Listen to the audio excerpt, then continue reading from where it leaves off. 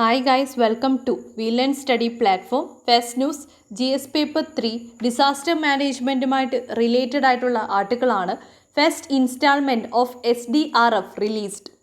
Context ഡിസാസ്റ്ററുമായിട്ട് ബന്ധപ്പെട്ടിട്ടുള്ളതാണ്. നമുക്കറിയാം ഓരോ സ്റ്റേറ്റിലും ഡിസാസ്റ്റേഴ്സ് വ്യത്യസ്തമായിരിക്കും. ഇപ്പോൾ കേരളത്തിലാണെങ്കിൽ പ്രളയം, ഇപ്പം വെസ്റ്റ് ബംഗാളൊക്കെ നോക്കുവാണെങ്കിൽ തന്നെയും എപ്പോഴും പ്രളയം നടക്കുന്ന റീജിയൻസ് ആണ്. ചില ഹിമാലയൻ സ്റ്റേറ്റ്സ് ഒക്കെ എടുക്കുവാണെങ്കിൽ ഭൂകമ്പങ്ങൾ ഉണ്ടാവാറുണ്ട്.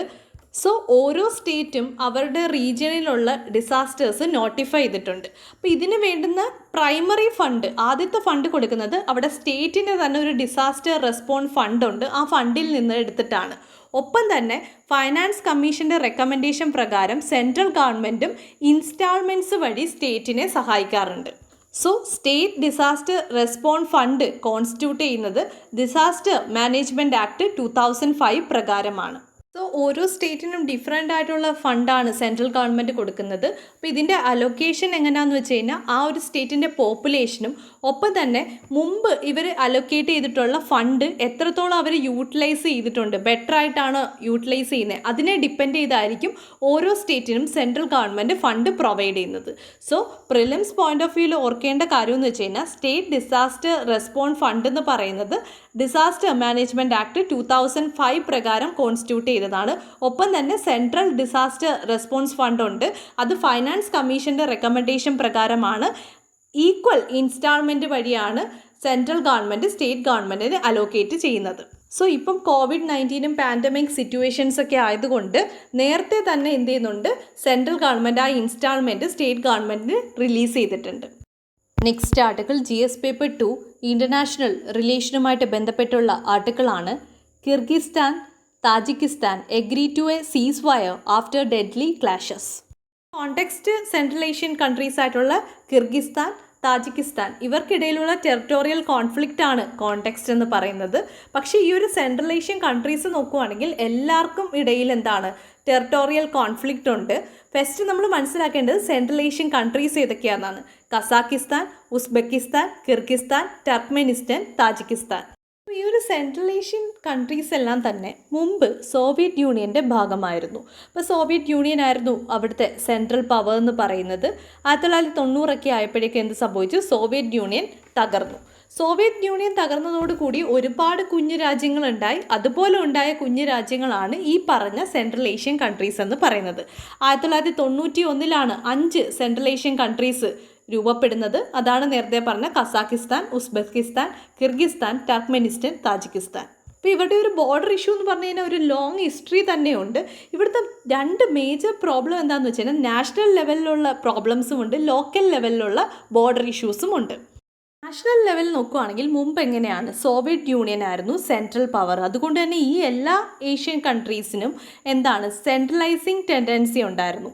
സോ ഈ ഒരു സെൻട്രൽ പവർ ആയിരുന്നു എല്ലാം കൺട്രോൾ ചെയ്തിരുന്നത്. പക്ഷേ ഇവർ ഇൻഡിപെൻഡൻ്റ് ആയതോടുകൂടി ഇവരുടെ ബോർഡർ ഒന്നും പ്രോപ്പറായിട്ട് എന്ത് ചെയ്തിട്ടില്ല, മാർക്ക് ചെയ്തിട്ടില്ല. അപ്പോൾ ഒരു ഡിമാർക്കേഷൻ പ്രോബ്ലം ഉള്ളത് കൊണ്ട് തന്നെ നാഷണൽ ഇഷ്യൂസ് ഒബ്വിയസ്ലി ഉണ്ടാവും. എസ്പെഷ്യലി ഉസ്ബെക്കിസ്ഥാൻ, കിർഗിസ്ഥാൻ, താജിക്കിസ്ഥാൻ ഇവർക്കാണ് ഇത്തരത്തിലുള്ള നാഷണൽ ബോർഡർ ഇഷ്യൂസ് ഉള്ളത്. ലോക്കൽ ലെവലിലേക്ക് പോവുകയാണെങ്കിൽ എത്നിക് ഗ്രൂപ്പ്സ് തന്നെയാണ്. അപ്പോൾ ഈ റീജിയൻസിലുള്ള എല്ലാ എത്നിക് ഗ്രൂപ്പ്സിനും അവരുടെ റീജിയണൽ ആയിട്ടുള്ള ആസ്പിറേഷൻസ് ഉണ്ട്. അത് നേടാൻ വേണ്ടി അവരെന്ത് ചെയ്യും, റീജിയണലി തന്നെ എന്ത് ചെയ്യും, ബോർഡർ ഇഷ്യൂസ് ക്രിയേറ്റ് ചെയ്യും. സോ ഈ ഒരു ആർട്ടിക്കിളിൽ മെൻഷൻ ചെയ്യാത്തൊരു ബോർഡർ ഇഷ്യൂസാണ് ഉസ്ബെക്കിസ്ഥാനും കിർഗിസ്ഥാനും താജിക്കിസ്ഥാനും ഇടയിലുള്ള ബോർഡർ ഇഷ്യൂസാണ് ഫർഗാന വാലി എന്ന് പറയുന്നത്. ഇവിടെ എന്ന് വെച്ച് കഴിഞ്ഞാൽ ഇവിടെ ഒരു ഇൻ്റർ എത്നിക് ടെൻഷൻസ് ആണ് കൂടുതലുമുള്ളത്. കാരണം ഈ 3 രാജ്യങ്ങൾക്ക് ഇടയിലുള്ളൊരു വാലിയാണിത്. അതുകൊണ്ട് തന്നെ എന്താണ്, സെക്യൂരിറ്റി റിലേറ്റഡ് ആയിട്ടുള്ള ഇഷ്യൂസും അവിടെ ക്രിയേറ്റ് ചെയ്യുന്നുണ്ട്, ബോർഡർ ഇഷ്യൂസും ഉണ്ട്, എത്നിക് ടെൻഷൻസും ഉണ്ട്. ഇനി ഏറ്റവും ഇമ്പോർട്ടൻ്റ് ആയിട്ട് പറയുന്നത് എവിടാണോ എത്നിക് ടെൻഷൻസ് ഉള്ളത് അതിനെ നമ്മൾ സോഷ്യോ ഇഷ്യൂസ് എന്ന് പറയും. ഒപ്പം തന്നെ ഈ ഒരു വാലി എന്ന് പറയുന്നത് നാച്ചുറൽ റിസോഴ്സസിൻ്റെ ഒരു കലവറ തന്നെയാണ്. അപ്പോൾ റിസോഴ്സസിൻ്റെ പേരിലും അതായത് എക്കണോമിക് ഇഷ്യൂസും ഉണ്ടെന്ന് പറയാം. സിംപ്ലി സോഷ്യോ എക്കണോമിക് ഇഷ്യൂസ് എന്ന് നമുക്ക് പറയാം. സോ ഉസ്ബെക്കിസ്ഥാൻ, കിർഗിസ്ഥാൻ, താജിക്കിസ്ഥാൻ ഇവർക്കിടയിലുള്ള ടെറിട്ടോറിയൽ കോൺഫ്ലിക്റ്റ് ആണ് ഫർഗാന വാലി. കോണ്ടെക്സ്റ്റിലെ താജിക്കിസ്ഥാൻ, കിർഗിസ്ഥാൻ ആ ഒരു ഇഷ്യൂവിനെ പറ്റി പറയുകയാണെങ്കിൽ താജിക്കിസ്ഥാനിലുള്ളൊരു പ്രൊവിൻസാണ് സുഗിത് പ്രൊവിൻസ് എന്ന് പറയുന്നത്. ഒപ്പം തന്നെ കിർഗിസ്ഥാനിലുള്ള പ്രൊവിൻസാണ് ബേദ്കൻ പ്രൊവിൻസ് എന്ന് പറയുന്നത്. താജിക്കിസ്ഥാനിലുള്ള എൻക്ലേവ്സ് എന്ന് പറഞ്ഞു കഴിഞ്ഞാൽ ഇപ്പം ഒരു ടെറിട്ടറി ഉണ്ടെങ്കിൽ ആ ടെറിട്ടറിക്ക് ചുറ്റും സറൗണ്ട് ചെയ്തേക്കുന്ന അവിടെ താമസിക്കുന്ന ആൾക്കാരെ നമുക്ക് എൻക്ലേവ്സ് എന്ന് വിളിക്കാം. പക്ഷേ ആക്ച്വലി അവർ സറൗണ്ട് ചെയ്ത ആ റീജിയനിലുള്ള ആൾക്കാരല്ല, പുറത്തുനിന്നുള്ള ആൾക്കാരാണ്. അങ്ങനെ അതായത് ഒരു രാജ്യത്തിൻ്റെ ടെറിട്ടറിക്ക് സറൗണ്ടിങ്സ് ആയിട്ട് ഇൻഹാബിറ്റ് ചെയ്തേക്കുന്ന ആൾക്കാർ. നമ്മുടെ അരുണാചൽ പ്രദേശിൻ്റെ റീജിയൻസിൽ ചൈന സെറ്റിൽമെൻറ്റ് നടത്തുന്നുണ്ട്, ഒരു വില്ലേജ് ക്രിയേറ്റ് ചെയ്യുന്നുണ്ടെന്ന് പറഞ്ഞു. അപ്പോൾ അവരെന്ന് പറയുന്നത് ശരിക്കും നമ്മുടെ ഇന്ത്യയിലെ ഭാഗം അല്ല, പക്ഷേ അവരെന്താണ് ചൈനക്കാരാണ്, പക്ഷേ ആ ഒരു റീജിയനിൽ വന്ന് അവർ ഇൻഹാബിറ്റ് ചെയ്യുകയാണ്. അപ്പോൾ അതിനെ നമുക്ക് എൻക്ലേവ്സ് എന്ന് പറയാം. നമ്മുടെ അരുണാചൽ പ്രദേശിന് സറൗണ്ടായിട്ട് താമസിക്കുന്നവർ, അപ്പോൾ അതിനെ നമുക്ക് എൻക്ലേവ്സ് എന്ന് വിളിക്കാം. അതുപോലെ താജിക്കിസ്ഥാനിൽ എൻക്ലേവ്സ് ഉണ്ട്, അവരെ വിളിക്കുന്ന പേരാണ് വരൂക്ക്. അപ്പോൾ ഇത് എൻക്ലേവ്സ് ആയതുകൊണ്ട് തന്നെ എന്താണ്, ഈ കിർഗിസ്ഥാനിന് ചുറ്റുമായിട്ടാണ് ഇവർ സെറ്റിൽ ചെയ്തേക്കുന്നത്. സോ ഇവർ താജിക്കിസ്ഥാനിലെ എൻക്ലേവ്സ് ആണ്, പക്ഷേ ഇവരെന്താണ് കിർഗിസ്ഥാന് സറൗണ്ടഡ് ആയിട്ടാണ് നിൽക്കുന്നത്. അതുകൊണ്ട് തന്നെ ഇവരുടെ മെയിൻ ലാൻഡ് ആയിട്ടുള്ള താജിക്കിസ്ഥാനിലേക്കൊരു കണക്ടിവിറ്റി ഇല്ല. അതിനുവേണ്ടി ഇവർക്കൊരു കോറിഡോർ വേണം, തങ്ങളുടെ മെയിൻ ലാൻഡ് ആയിട്ടുള്ള താജിക്കിസ്ഥാനിലേക്ക് കണക്ട് ചെയ്യാൻ വേണ്ടി ഒരു കോറിഡോർ വേണം. അതിൻ്റെ പേരിലാണ് ഡിസ്പ്യൂട്ട് ഉള്ളത്. സോ ഫസ്റ്റ് ഇഷ്യൂ എന്ന് പറയുന്നത് എൻക്ലേവ് ഇഷ്യൂ ആണ്. സെക്കൻഡ് എന്ന് വെച്ച് കഴിഞ്ഞാൽ വാട്ടർ ഡിസ്പ്യൂട്ടാണ്. ഇസ്വാര റിവർ, ഈ റിവറുമായി ബന്ധപ്പെട്ടിട്ട് ഇതിൻ്റെ ഷെയറിങ്ങും ഒപ്പം തന്നെ ഈ റീജിയൻസിലുള്ള ഡാം കൺസ്ട്രക്ഷൻ ആണെങ്കിലും ഇറിഗേഷൻസുമായിട്ട് ബന്ധപ്പെട്ടിട്ട് ഇവർക്കിടയിൽ വാട്ടർ ഡിസ്പ്യൂട്ടുണ്ട്. ഒപ്പം തന്നെ നേരത്തെ പറഞ്ഞ ഈ ഒരു വരൂക്ക് എന്ന് പറയുന്ന ആ ഒരു എൻക്ലേവ്സ് ഉള്ളതൊരു മൗണ്ടെയിൻ വാലി റീജിയനിലാണ്. ഇവിടെ നിന്ന് പറഞ്ഞു കഴിഞ്ഞാൽ പ്ലെൻറ്റി ഓഫ് വാട്ടർ റിസോഴ്സസ് ആണുള്ളത്. അതുകൊണ്ട് തന്നെ അതായത് റിസോഴ്സസ് വരുമ്പോൾ എക്കണോമിക് ഇഷ്യൂസുമുണ്ട്. സോ പ്രിലിംസ് പോയിന്റ് ഓഫ് വ്യൂവിൽ ഓർക്കേണ്ട കാര്യം, ഈ ഒരു കിർഗിസ്ഥാനും താജിക്കിസ്ഥാനും ഇടയിലുള്ള മെയിൻ ഇഷ്യൂ എന്ന് പറയുന്നത് എൻക്ലേവ് ഇഷ്യൂ ആണ്. സെക്കൻഡ് എന്ന് പറയുന്നത് വാട്ടർ ഡിസ്പ്യൂട്ടാണ്. ഇസ്വാര റിവറുമായിട്ട് ബന്ധപ്പെട്ടിട്ടാണ് ഇവർക്കിടയിലുള്ള ഡിസ്പ്യൂട്ട് ഉള്ളത്. അഡീഷണൽ ആയിട്ട് ഓർത്തിരിക്കേണ്ട കാര്യം, മറ്റൊരു ടെറിട്ടോറിയൽ കോൺഫ്ലിക്റ്റും കൂടി ഒരു ഫാക്ട് ബേസ്ഡ് ആയിട്ട് പറയുകയാണ്. കാരണം ഇത്രയും ടെറിട്ടോറിയൽ കോൺഫ്ലിക്റ്റ് വരുമ്പം ഈ ഒരു സെൻട്രൽ ഏഷ്യൻ റീജിയനിലുള്ള എല്ലാ ടെറിട്ടോറിയൽ കോൺഫ്ലിക്റ്റും ക്വസ്റ്റ്യനായിട്ട് വരാനുള്ള ചാൻസസ് ഉണ്ട്. സോ ഈ ഒരു അസർബൈജാനും, അതായത് ഒരു സെൻട്രൽ ഏഷ്യൻ റീജിയനാണ്, അസർബൈജാനും അർമീനിയയ്ക്കിടയിലുള്ള ടെറിട്ടോറിയൽ കോൺഫ്ലിക്റ്റാണ് Nagorno Karabakh. So Nagorno Karabakh എന്ന് പറയുന്ന ടെറിട്ടോറിയൽ കോൺഫ്ലിക്റ്റ് അർമീനിയയും അസർബൈജാനും ഇടയിലുള്ളതാണ്. Next article GS paper 2 polity related ആർട്ടിക്കിളാണ്. Jammu and Kashmir government teacher dismiss under article 311 without enquiry. So context article 311 പറ്റിയാണ്. ഇതെന്ന് വെച്ച് കഴിഞ്ഞാൽ ഒരു ഗവൺമെൻറ് എംപ്ലോയിയുമായിട്ട് റിലേറ്റ് ചെയ്തിട്ടുള്ള dismissal, removal, reduction in rank, ഇതുമായി ബന്ധപ്പെട്ടുള്ള പ്രൊവിഷൻസ് പറയുന്ന ആർട്ടിക്കിളാണ് article 311 of the Indian constitution. So central government അണ്ടറിലുള്ള പബ്ലിക് സർവൻസ് ആണെങ്കിലും ഒപ്പം തന്നെ സ്റ്റേറ്റ് ഗവൺമെൻറ്റിലുള്ള പബ്ലിക് സർവൻസ്, സിവിൽ സർവീസ് റാങ്കിലുള്ളവർ എല്ലാവരെയും ഇൻക്ലൂഡ് ചെയ്യുന്നതാണ്. അവരുടെ ഡിസ്മിസലും റിമൂവലും റിഡക്ഷൻ ഇൻ റാങ്കുമായി ബന്ധപ്പെട്ടിട്ടുള്ള ആർട്ടിക്കിളാണ് ഇതെന്ന് പറയുന്നത്. സോ ഡിസ്മിസലും റിമൂവലും തമ്മിലുള്ള ഡിഫറൻസ് എന്താണെന്ന് വെച്ച് കഴിഞ്ഞാൽ, ഇപ്പോൾ ഏതെങ്കിലും ഒരു എംപ്ലോയിയെ ഗവൺമെൻറ് റിമൂവ് ചെയ്യുകയാണെങ്കിൽ ആ ഡിപ്പാർട്ട്മെൻറ്റിൽ നിന്ന് റിമൂവ് ആയെന്നേ ഉള്ളൂ, അയാൾക്ക് വീണ്ടും ഒരു ഗവൺമെൻറ് ജോബിന് അപ്ലൈ ചെയ്യാം.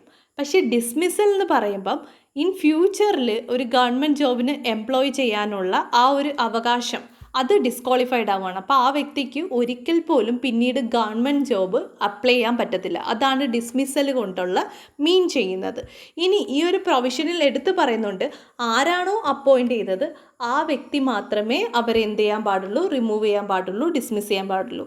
ഇപ്പം സിവിൽ സർവൻസ് ആണെങ്കിൽ തന്നെ പ്രസിഡൻറ്റ് ഓഫ് ഇന്ത്യ ആണ് അപ്പോയിൻ്റ് ചെയ്യുന്നത്. അപ്പം അവരെ റിമൂവ് ചെയ്യുന്നതും പ്രസിഡൻറ്റ് ഓഫ് ഇന്ത്യ തന്നെ ആയിരിക്കണം. അല്ലെങ്കിൽ ഒരിക്കലും അവരുടെ റാങ്കിൽ താഴെയുള്ള സബോർഡിനേറ്റ്സ് അവരെ ഡിസ്മിസ് ചെയ്യാനോ റിമൂവ് ചെയ്യാനോ പാടില്ല എന്നുള്ള പ്രൊട്ടക്ഷനും ഈ ആർട്ടിക്കിൾ 311 കൊടുത്തിട്ടുണ്ട്. മറ്റൊരു പ്രൊവിഷൻ എന്താണെന്ന് വെച്ച് കഴിഞ്ഞാൽ, ഇതുപോലുള്ള ഡിസ്മിസലും റിമൂവലും വരുമ്പം എൻക്വയറി കഴിയാതെ അത്തരത്തിലൊരു കാര്യം ചെയ്യാൻ പാടില്ല എന്ന് ഇതിൽ എടുത്തു പറഞ്ഞിട്ടുണ്ട്. സോ ആഫ്റ്റർ എൻക്വയറി എന്ത് ചെയ്യാം, ഡിസ്മിസ് ചെയ്യാം, റിമൂവ് ചെയ്യാം. ഒപ്പം തന്നെ ഇതിൽ കുറച്ച് എക്സെപ്ഷൻസ് ഉണ്ട്. അതായത് ഈ ഒരു എൻക്വയറി എന്ന് പറയുന്ന പ്രൊവിഷൻസ് ചില ഏരിയകളിൽ യൂസ് ചെയ്യാൻ പാടില്ല. ആ 3 സിറ്റുവേഷൻസ് ഉണ്ട്. ആ ആ സിറ്റുവേഷൻസ് എന്ന് പറഞ്ഞാൽ ഇപ്പോൾ ഈ വ്യക്തി ഒരു മർഡർ കേസിലോ അല്ലെങ്കിൽ ഒരു ഇൻഡർസ്റ്റേറ്റ് ആക്ടിവിറ്റീസ് ചെയ്യുകയോ അത്തരത്തിലുള്ള ആക്ടിവിറ്റീസ് ചെയ്തിട്ട് കോർട്ടിൽ കൺവിക്റ്റ് ആവുന്ന അങ്ങനെയുള്ള കാര്യങ്ങൾ ചെയ്യുകയാണെങ്കിൽ അത് എൻക്വയറി ഒന്നും നടത്തേണ്ട ആവശ്യമില്ല, ഡയറക്റ്റ് ഡിസ്മിസ്സോ റിമൂവോ ചെയ്യാം. സെക്കൻഡ് എന്ന് വെച്ച് കഴിഞ്ഞാൽ റീസണബിളായിട്ട് നമുക്ക് പ്രൂവ് ചെയ്യാൻ പറ്റത്തില്ല, പ്രാക്ടിക്കലി നമുക്ക് അതിൻ്റെ റീസൺസ് പറയാൻ പറ്റത്തില്ല. നമ്മൾ റിട്ടേൺ ആയിട്ട് എഴുതി കൊടുക്കും, നിങ്ങൾ ഇന്ന കാര്യം ചെയ്തു അതുകൊണ്ട് എന്താണ്, അല്ലെങ്കിൽ ഇന്ന ആൾ അതിന് സാക്ഷി പറഞ്ഞു, ആ ഒരു രീതിയിൽ നമുക്കത് ടെക്നിക്കലി പ്രൂവ് ചെയ്യാൻ പറ്റത്തില്ല. അങ്ങനെയുള്ള കുറച്ച് റീസൺസ് ഉണ്ടല്ലോ, അത്തരത്തിലുള്ള കാര്യങ്ങൾ എൻക്വയറി ചെയ്യേണ്ട ആവശ്യമില്ല. ഒപ്പം തന്നെ സ്റ്റേറ്റിൻ്റെ സെക്യൂരിറ്റി റിലേറ്റഡ് ആയിട്ട് പ്രസിഡൻറ്റോ ഗവർണറോ അവർ സാറ്റിസ്ഫൈഡ് ആവുകയാണെങ്കിൽ എന്ത് ചെയ്യാം, എൻക്വയറി കൂടാതെ ഡിസ്മിസ്സോ റിമൂവോ ചെയ്യാനുള്ള പ്രൊവിഷൻസ് ആർട്ടിക്കിളിലുണ്ട്. കോണ്ടെക്സ്റ്റിൽ ജമ്മു കാശ്മീരിലെ ആ ഒരു ഗവൺമെൻറ് ടീച്ചറിനെ ഡിസ്മിസ് ചെയ്തതുമായി ബന്ധപ്പെട്ടുള്ള ആർട്ടിക്കിളാണ് വിത്തൗട്ട് എൻക്വയറി എന്ന് പറഞ്ഞിട്ടുണ്ട്. സോ എന്താണ്, ഈ ഒരു എക്സെപ്ഷൻ കേസാണ് ഉപയോഗിച്ചിരിക്കുന്നത്. സോ അവിടുത്തെ ലഫ്റ്റനൻറ്റ് ഗവർണറിന് ആർട്ടിക്കിൾ 311 പ്രകാരം സെക്യൂരിറ്റി ഓഫ് സ്റ്റേറ്റ് അത് സാറ്റിസ്ഫൈഡ് ആയതുകൊണ്ട്, അതായത് സ്റ്റേറ്റിൻ്റെ സെക്യൂരിറ്റിക്ക് വേണ്ടിയാണ് എന്ത് ചെയ്തത്, ലഫ്റ്റനൻറ്റ് ഗവർണർ ഡിസ്മിസ് ചെയ്തത്. അതുകൊണ്ട് തന്നെ എൻക്വയറിയുടെ ആവശ്യമില്ല. പ്രിലിംസ് പോയിന്റ് ഓഫ് വ്യൂവിൽ ഓർക്കേണ്ട കാര്യം, ആർട്ടിക്കിൾ 311 എന്ന് പറയുന്നത് പബ്ലിക് സർവൻസ്, അത് സെൻട്രൽ പബ്ലിക് സർവൻസ് ആണെങ്കിലും സ്റ്റേറ്റ് ഗവൺമെൻറ് എംപ്ലോയീസ് ആണെങ്കിലും അവരുടെ dismissal, removal, reduction in rank ഇതുമായി ബന്ധപ്പെട്ടിട്ടുള്ള ആർട്ടിക്കിളാണ്. Next article GS paper 2 health related ആർട്ടിക്കിളാണ് oxygen deficit amid mounting COVID-19 cases. So ഈ ഒരു ഓക്സിജൻ ഡെഫിഷ്യൻസിയുമായിട്ട് ബന്ധപ്പെട്ടിട്ടും ഓക്സിജൻ സിലിണ്ടേഴ്സ് ഇല്ലാത്തതിൻ്റെ കാരണം കൊണ്ട് ഡൽഹിയിലുള്ള മരണത്തെ പറ്റിയുമായി ബന്ധപ്പെട്ടിട്ടുള്ള എല്ലാ കാര്യങ്ങളും നമ്മൾ 25 ഏപ്രിലിലെ ഡെയിലി ന്യൂസ് പേപ്പർ അനാലിസിസിൽ ഡിസ്കസ് ചെയ്തിട്ടുണ്ട്. സോ ഇന്ന് മറ്റ് മെഷേഴ്സ് എന്തൊക്കെയാണ് ഗവൺമെൻറ് എടുത്തേക്കുന്നത് അതുമായി ബന്ധപ്പെട്ടിട്ടുള്ള ആർട്ടിക്കിളാണ്. അപ്പോൾ അന്നത്തെ ആ ഒരു ഏപ്രിൽ 25 ആ ഒരു ആർട്ടിക്കിളിൻ്റെ കണ്ടിന്യൂഷനായിട്ട് നമുക്ക് പറയാം. സോ ഗവൺമെൻറ് ഇനിഷ്യേറ്റ് ചെയ്തിട്ടുള്ള മറ്റ് മെഷേഴ്സ് എന്താണെന്ന് വെച്ച് കഴിഞ്ഞാൽ, ഇപ്പം സ്റ്റീൽ പ്ലാന്റ്സ് ഒക്കെ ഉണ്ട്. സ്റ്റീൽ പ്ലാന്റ്സ് എന്ന് പറയുമ്പോൾ പബ്ലിക് സെക്ടർ യൂണിറ്റ്സും ഇൻക്ലൂഡഡ് ആണ്. അവിടെയുള്ള സർപ്ലസ് സ്റ്റോക്കിനെ എന്ത് ചെയ്യുക, ഈ ഒരു മെഡിക്കൽ ഫീൽഡിലേക്ക് ലിഫ്റ്റ് ചെയ്ത് കൊണ്ടുവരിക. അപ്പോൾ ഈ സ്റ്റോക്ക് യൂസ് ചെയ്തിട്ട് എന്ത് ചെയ്യുക, ഇവിടെയുള്ള ഡെഫിഷ്യൻസി ഓവർകം ചെയ്യുക. അതാണ് ഫസ്റ്റ് മെഷർ എന്ന് പറയുന്നത്. സെക്കൻഡ് മെഷർ എന്താണെന്ന് വെച്ച് കഴിഞ്ഞാൽ, ലിക്വിഡ് മെഡിക്കൽ ഓക്സിജൻ ഉണ്ടല്ലോ, ഇത് ട്രാൻസ്പോർട്ട് ചെയ്യണം അല്ലേ. അപ്പോൾ ടാങ്കേഴ്സ് വഴിയായിരിക്കും അതിൻ്റെ ഒരു ട്രാൻസ്പോർട്ടേഷൻ നടത്തുന്നത്. നമ്മൾ മുമ്പ് പറഞ്ഞിട്ടുണ്ടായിരുന്നു, നമുക്ക് ലോജിസ്റ്റിക്സ് പരമായിട്ട് ഒരുപാട് ഇഷ്യൂസ് ഉണ്ട്. ഇപ്പം പ്രൊഡക്ഷൻ വേറൊരു സ്റ്റേറ്റിലാണ്, ഇപ്പോൾ ഡൽഹിയിൽ പ്രൊഡക്ഷൻ ഒന്നുമില്ല. അതുകൊണ്ട് തന്നെ ഏത് സ്റ്റേറ്റിലാണോ മാനുഫാക്ചറിങ് നടത്തുന്നത്, അപ്പോൾ ഈ ഒരു പ്രൊഡക്ടിവിറ്റി ആണെങ്കിലും മാനുഫാക്ചറിങ് ആണെങ്കിലും അത് പ്രോപ്പറായിട്ട് നടന്നതിന് ശേഷം ഇതെന്ത് ചെയ്യണം, ഡൽഹിയിൽ എത്തിക്കണം. അപ്പോൾ അതിൻ്റെ ടൈമിംഗ് ഡിലേ ആയാൽ തന്നെ ഒരുപാട് പേഷ്യൻസ് മരണപ്പെട്ടിട്ടുണ്ട്. അല്ലെങ്കിൽ തന്നെ ചില റീജിയൻസിൽ മാനുഫാക്ചറിങ് പ്രോപ്പർ ടൈമിലായിരിക്കത്തില്ല, അത് ഡിലേ ആയാൽ തന്നെ എന്ത് ചെയ്യത്തില്ല, ആവശ്യമുള്ള മെഡിക്കൽ എക്യുപ്മെൻറ്റ്സ് ആണെങ്കിൽ തന്നെയും കറക്റ്റ് പ്ലേസിൽ എത്തില്ല. സോ ഈ ഒരു ലോജിസ്റ്റിക് പരമായിട്ടുള്ള ഇഷ്യൂസ് ഗവൺമെൻറ് ഓവർകം ചെയ്യാൻ ശ്രമിക്കുന്നുണ്ട്. ഇന്ത്യൻ റെയിൽവേയും ഇന്ത്യൻ എയർഫോഴ്സും കൂടി ചേർന്നിട്ട്, ബോത്ത് റെയിൽ ആൻഡ് എയർ, അത് റോപ്പ് ചെയ്തിട്ടാണ് എന്ത് ചെയ്യുന്നത്, ക്ലോസ്ലി മോണിറ്റർ ചെയ്തിട്ട് ഈ ഒരു ട്രാൻസ്പോർട്ടേഷൻ പരമായിട്ടുള്ള കാര്യങ്ങളാണെങ്കിലും ലോജിസ്റ്റിക് ഇഷ്യൂസ് ആണെങ്കിലും ആ ഒരു റീജിയൻസിലുള്ള ഇംബാലൻസ് സോൾവ് ചെയ്യാൻ ഗവൺമെൻറ് മെഷർ എടുത്തിട്ടുണ്ട്. ഒപ്പം തന്നെ നെക്സ്റ്റ് മെഷർ എന്ന് വെച്ച് കഴിഞ്ഞാൽ, ഈ ഒരു ആർഗൺ നൈട്രജൻ ടാങ്കേഴ്സ് ഉണ്ടല്ലോ, അതിനെ ഓക്സിജൻ ടാങ്കേഴ്സായിട്ട് കൺവേർട്ട് ചെയ്യാനുള്ള ഡയറക്ഷൻസ് ഇഷ്യൂ ചെയ്തിട്ടുണ്ട്. ഈ ഡയറക്ഷൻസ് കൊടുക്കുന്നതും ഇതെല്ലാം മോണിറ്റർ ചെയ്യുന്നത് പെസോ ആണ്. പെസോ എന്ന് വെച്ച് കഴിഞ്ഞാൽ പെട്രോളിയം ആൻഡ് എക്സ്പ്ലോസീവ് സേഫ്റ്റി ഓർഗനൈസേഷനാണ്. സോ ആർഗൺ നൈട്രജൻ ടാങ്കേഴ്സിനെ ഓക്സിജൻ ടാങ്കേഴ്സായിട്ട് കൺവേർട്ട് ചെയ്യാനുള്ള പ്ലാനിങ്ങിലാണ്. ഒപ്പം തന്നെ ക്രയോജനിക് ടാങ്കേഴ്സിനെ യൂസ് ചെയ്യാൻ തീരുമാനിച്ചിട്ടുണ്ട്. അപ്പം നമുക്കറിയാം ഇവിടെ ഡിമാൻഡ് കൂടുതലാണ്, സപ്ലൈ കുറവാണ്. അത് നമ്മൾ അന്നത്തെ ആർട്ടിക്കിളിലും പറഞ്ഞിട്ടുള്ളതാണ്. അതുകൊണ്ട് തന്നെ മാക്സിമം ടാങ്കേഴ്സിനെ ഓക്സിജൻ ടാങ്കേഴ്സായിട്ട് കൺവേർട്ട് ചെയ്യാനാണ് ഗവൺമെൻറ്റിൻ്റെ പ്ലാൻ. ഇനി നെക്സ്റ്റ് എന്ന് വെച്ച് കഴിഞ്ഞാൽ, ഇപ്പോൾ ഓക്സിജൻ പ്രൊഡക്ഷനെ പറ്റിയുള്ള മെഷർമെൻ്റ് ആണ് പറഞ്ഞത്. ഇനിയെന്ന് പറഞ്ഞു കഴിഞ്ഞാൽ, ഇനി ഓക്സിജൻ സിലിണ്ടേഴ്സ് ഉണ്ടല്ലോ, അപ്പോൾ ഇൻഡസ്ട്രിയലി അവൈലബിൾ ആയിട്ടുള്ള അല്ലെങ്കിൽ ഇൻഡസ്ട്രിയലിൽ യൂസ് ചെയ്യുന്ന സിലിണ്ടേഴ്സിനെ എല്ലാം മെഡിക്കൽ ഓക്സിജൻ സിലിണ്ടേഴ്സായിട്ട് കൺവേർട്ട് ചെയ്യാനുള്ള പെർമിറ്റും ഗവൺമെൻറ് ഓഫ് ഇന്ത്യ കൊടുത്തിട്ടുണ്ട്. ഒപ്പം തന്നെ അഡീഷണലി സപ്പോർട്ട് ചെയ്യാൻ വേണ്ടി വീണ്ടും അഡീഷണൽ ആയിട്ട് 1,00,000 ഓക്സിജൻ സിലിണ്ടേഴ്സാണ് ഗവൺമെൻറ് അല്ലെങ്കിൽ ഹെൽത്ത് മിനിസ്ട്രി ഓർഡർ ചെയ്തേക്കുന്നത്. പക്ഷേ മറ്റൊരു ഇഷ്യൂ എടുത്തു പറയുന്നത് എന്താണെന്ന് വെച്ച് കഴിഞ്ഞാൽ, ഈ ഡിമാൻഡ് ആൻഡ് സപ്ലൈയുടെ കാര്യം തന്നെയാണ്. എടുത്തു പറയുന്നത് നമ്മുടെ നാഷണൽ ക്യാപിറ്റൽ ടെറിട്ടറി ഡൽഹി തന്നെയാണ്. അവിടെ ഇപ്പം ആവശ്യമെന്ന് വെച്ച് കഴിഞ്ഞാൽ, അതായത് ഡിമാൻഡ് എന്ന് പറയുന്നത് 700 മെട്രിക് ടണ്ണാണ്. പക്ഷേ എന്താണ് ഗവൺമെൻറ് പ്രൊവൈഡ് ചെയ്യാൻ പറ്റിയ സപ്ലൈ റേറ്റ് എന്ന് പറയുന്നത് 490 മെട്രിക് ടൺ മാത്രമാണ്. എന്നാൽ മഹാരാഷ്ട്ര, മധ്യപ്രദേശ് എടുക്കുകയാണെങ്കിൽ അവർക്ക് വേണ്ടുന്നതിനേക്കാളും കൂടുതൽ സാങ്ഷൻ ചെയ്തിട്ടുണ്ട്. അതായത് അവരുടെ ഡിമാൻഡിനേക്കാൾ കൂടുതൽ സപ്ലൈ ചെയ്തിട്ടുണ്ട്. സോ ഇതെന്ന് പറഞ്ഞു കഴിഞ്ഞാൽ ഇതാണ് ഒരു ഇംബാലൻസ് ആയിട്ട് ഇപ്പോൾ കിടക്കുന്ന കാര്യം എന്ന് വെച്ച് കഴിഞ്ഞാൽ, അതായത് എവിടാണോ ആവശ്യം അതനുസരിച്ച് കൊടുക്കാൻ ശ്രമിക്കുന്നില്ല. അതൊന്ന് എന്ത് ചെയ്യണം, മോണിറ്റർ ചെയ്യേണ്ട ആവശ്യകതയുണ്ട്. സോ എവിടെയാണോ റിക്വയർമെൻറ്റ്സ്, ആ റിക്വയർമെൻറ്റ്സ് മനസ്സിലാക്കി എന്ത് ചെയ്യുക, ആ ഒരു ഡിമാൻഡ് സപ്ലൈ മീറ്റ് ചെയ്യുക. കാരണം ഓരോ സ്റ്റേറ്റിലെയും ആവശ്യവും നീഡ്സും വ്യത്യസ്തമാണ്. അതനുസരിച്ച് പ്രൊവൈഡ് ചെയ്യാൻ ശ്രമിക്കണമെന്ന് ഈ ആർട്ടിക്കിൾ പറയുന്നുണ്ട്. Next article GS paper 3 environment and ecology related ആർട്ടിക്കിളാണ്. Herpetologist Deepak Veerappan has a snake named after him. First ഈ ഒരു ഹെർപ്പറ്റോളജിസ്റ്റ് എന്നുള്ള ടേം എന്താണെന്ന് മനസ്സിലാക്കണം. ഇതെന്ന് പറയുന്നത് സുവോളജിയുടെ ഒരു ബ്രാഞ്ചാണ്. അപ്പോൾ ഈ ബ്രാഞ്ചിൽ പ്രത്യേകിച്ച് പഠിക്കുന്നതെന്ന് വെച്ച് കഴിഞ്ഞാൽ ആംബിബിയൻസിനെയും റെപ്റ്റൈൽസിനെയും പറ്റിയുള്ള പഠനമാണ്. അപ്പോൾ അതിനെ മെയിനായിട്ട് ഫോക്കസ് ചെയ്ത് പഠിക്കുന്നതിനെ ഹെർപ്പറ്റോളജിസ്റ്റ് എന്നാണ് വിളിക്കുന്നത്. സോ ഇദ്ദേഹമാണ് പുതിയൊരു സ്നേക്കിനെ അല്ലെങ്കിൽ പാമ്പിനെ ഡിസ്കവർ ചെയ്തത്. അതിൻ്റെ പേരാണ് സൈലോഫിസ് ദീപകി എന്ന് പറയുന്നത്. സോ ഇദ്ദേഹത്തിൻ്റെ ഡിസ്കവറി ആയതുകൊണ്ട് തന്നെയാണ് അദ്ദേഹത്തിൻ്റെ പേര് അതിൽ കൊടുത്തേക്കുന്നത്. ഇതൊരു പുതിയ ഡിസ്കവറി ആയതുകൊണ്ട് തന്നെ ഇതിൻ്റെ ഫീച്ചേഴ്സ് ഒന്ന് ഓർത്ത് വെച്ചേക്കുക. ഇതൊരു വുഡ് സ്നേക്കാണ്. 20 സെൻറ്റിമീറ്ററാണ് ഇതിൻ്റെ നീളം എന്ന് പറയുന്നത്. ഒപ്പം തന്നെ ഏറ്റവും ഇമ്പോർട്ടൻ്റ് ആയിട്ട് ഓർത്തിരിക്കുന്ന കാര്യം, ഇത് തമിഴ്നാടിൻ്റെ എൻഡമിക് സ്പീഷീസ് ആണ്. അതുകൊണ്ട് തന്നെ തമിഴ്നാട്ടിലാണ് ഇത് കാണപ്പെടുന്നത്. മറ്റ് റീജിയൻസിലൊന്നും നമുക്ക് കണ്ടെത്താൻ പറ്റത്തില്ല. പക്ഷേ ഇതിനെ വെസ്റ്റേൺ ഗട്ട്സിൻ്റെ സദേൺ റീജിയനിലൊക്കെ കാണപ്പെടുന്നുണ്ട്, ഇങ്ങായിട്ട് കാണപ്പെടുന്നുണ്ട് എന്നാണ് പറയുന്നത്. ഇതിൻ്റെ ഒരു നമുക്ക് കണ്ടെത്താൻ പറ്റുന്ന റീജിയൻ എന്ന് പറയുന്നത് അഗസ്ത്യമല ഹിൽസിൻ്റെ ആ ഒരു ലോവർ ഓൾട്ടിറ്റ്യൂഡ്സിലൊക്കെയാണ് കാണപ്പെടുന്നത്. ഇത് ഹാർംലെസ് ആയിട്ടുള്ള ഒരു സ്നേക്കാണ്. സോ തമിഴ്നാട്ടിലെ എൻഡമിക് സ്പീഷീസാണ് സൈലോഫിസ് ദീപകി എന്ന് പറയുന്നത്. Next article GS paper 2 governance related ആർട്ടിക്കിളാണ്. Public buildings and fire safety rules. So national building code of ഇന്ത്യയെ പറ്റിയാണ് കോണ്ടെക്സ്റ്റ് പറയുന്നത്. ഈ നാഷണൽ ബിൽഡിംഗ് കോഡ് എന്ന് പറയുമ്പം ഇപ്പം ബിൽഡിങ്സുമായിട്ട് ബന്ധപ്പെട്ടിട്ടുള്ള എല്ലാ റീജിയൻസിലെ ബിൽഡിങ്സുമായിട്ട് ബന്ധപ്പെട്ടിട്ടുള്ള നിയമങ്ങളും പ്രൊവിഷൻസും എല്ലാം പറയുന്നതാണ്. അപ്പോൾ ഇത് പബ്ലിഷ് ചെയ്യുന്നത് ബ്യൂറോ ഓഫ് ഇന്ത്യൻ സ്റ്റാൻഡേർഡ്സ് ആണെന്ന് ഓർത്ത് വെക്കുക. ഒപ്പം തന്നെ ടെക്നിക്കൽ സ്പെസിഫിക്കേഷനും റിക്വയർമെൻറ്റ്സും ഇവർ പറയാറുണ്ട് ഇതിൽ.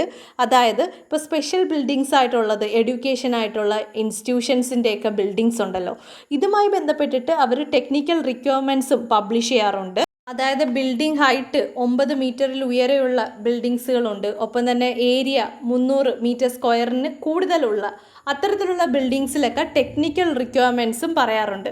മുമ്പ് ഫയർ സേഫ്റ്റിയുമായി ബന്ധപ്പെട്ട് നമ്മൾ ആർട്ടിക്കിൾ ഡിസ്കസ് ചെയ്തിട്ടുള്ളതാണ്. അത് കമ്പൈൻ ചെയ്തൊന്ന് ഇതൊന്ന് വായിക്കുക. ഒപ്പം തന്നെ ഫയർ ലയബിലിറ്റി ഇൻഷുറൻസ് എന്ന് പറഞ്ഞൊരു കാര്യമുണ്ട്. അതെന്ന് പറഞ്ഞു കഴിഞ്ഞാൽ എല്ലാ ബിൽഡിങ്സും എന്താണ് ഇത്തരത്തിലുള്ള ഇൻഷുറൻസ് ചെയ്യണം എന്നാണ് പറയുന്നത്. പക്ഷേ ഇതൊരു കമ്പൽസറി പ്രൊവിഷൻ അല്ല എന്ന് ഓർക്കുക. അപ്പോൾ ഇതുമായി ബന്ധപ്പെട്ടിട്ട് ഇപ്പോൾ ഒരുപാട് ബിൽഡിങ്സുമായി ബന്ധപ്പെട്ടിട്ട് ഒരുപാട് ഡിസാസ്റ്റേഴ്സ് നടക്കുന്നുണ്ട്. അപ്പോൾ ഈ ഒരു liability insurance, fire liability insurance compulsory ആക്കണം എന്നുള്ള കാര്യങ്ങളൊക്കെ റെക്കമെൻഡേഷൻസ് ഒക്കെ പോയിട്ടുണ്ടെങ്കിലും ഇതുവരെ ഗവൺമെൻറ് ഓഫ് ഇന്ത്യ അത് കമ്പൽസറി പ്രൊവിഷൻ ആയിട്ടില്ല. അതുകൊണ്ട് തന്നെ പ്രിലിംസ് പോയിന്റ് ഓഫ് വ്യൂവിൽ ഓർക്കേണ്ട കാര്യം, ഈ ഒരു നാഷണൽ ബിൽഡിംഗ് കോഡ് ഓഫ് ഇന്ത്യയിൽ ഫയർ ലയബിലിറ്റി ഇൻഷുറൻസ് എന്ന് പറയുന്നത് കമ്പൽസറി പ്രൊവിഷൻ അല്ല. ഒപ്പം തന്നെ ഈ ഒരു national building code of India publish ചെയ്യുന്നത് ബ്യൂറോ ഓഫ് ഇന്ത്യൻ സ്റ്റാൻഡേർഡ്സ് ആണ്. That's it. Thank you for your support. All the best.